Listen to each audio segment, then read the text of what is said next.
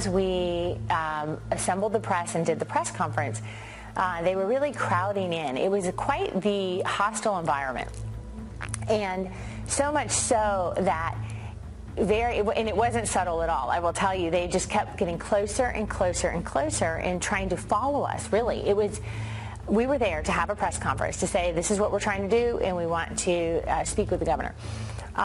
We ended up getting into the office area of the governor with the secretary and receptionist. It's not a large room, and they filled it up, and they crowded us, and they had signs, and they were yelling very derogatory things at myself, Judge Doyel, who was there, and some other women who were there who had been affected by the laws and felt like they would be adversely affected in the future.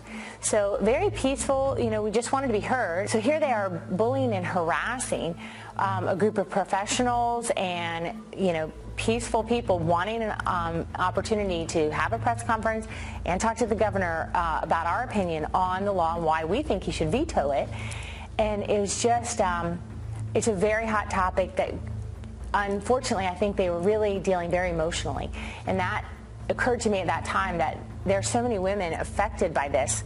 And if that's on their other side, those are their ex-husbands, that's how they treat them, that they need more advocates to stand up for them, because I don't blame them for being bullied and scared if those are the men they're dealing with when they're trying to stick up for themselves to get the support that they need under the laws.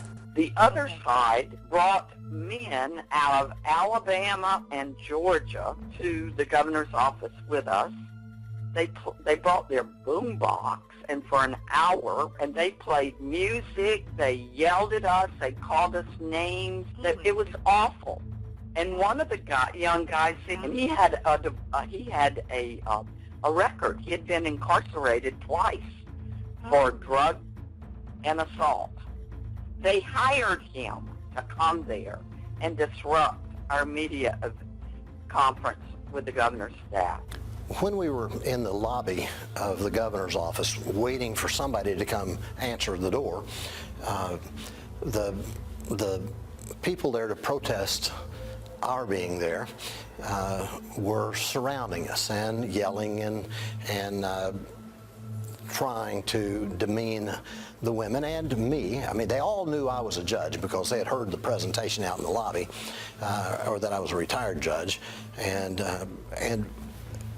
this one guy in particular kept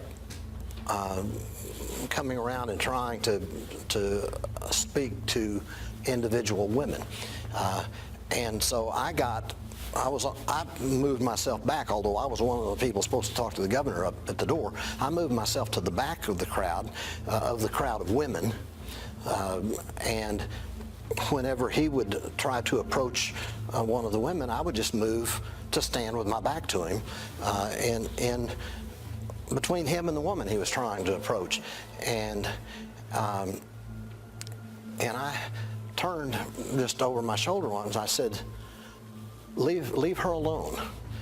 And he said, I only want to talk to her. Now, that's a typical domestic violence statement I've heard many times in domestic violence cases. And I said, she doesn't want to talk to you. And he said, well, I'm not touching her.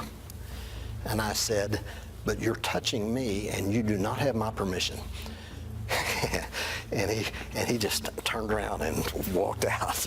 I didn't leave the whole place, but he made sure he was not having contact with me anymore. But that's the way they were.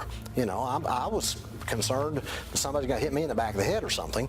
And these women, they were brave women in there, listening to all of this abusive chanting and yelling.